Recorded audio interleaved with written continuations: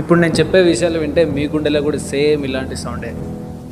చిన్న చిన్న ఏజ్కి సెలబ్రిటీస్కి, కార్డియో చేసే వాళ్ళకి, ఎక్సర్సైజ్ చేసే, జిమ్కి వెళ్ళే ప్రతి ఒక్కరికి ఎందుకు హార్ట్ రిలేటెడ్ ప్రాబ్లమ్స్ వస్తున్నాయంటే main carbohydrate food, junk food, street food ఇవే. ఎంత తింటున్నామో, ఎందుకు తింటున్నామో, దానివల్ల ఏం యూజ్ అవుతుంది, ఏం నష్టం జరుగుతుంది ఎవ్వరికి ఐడియా లేదు.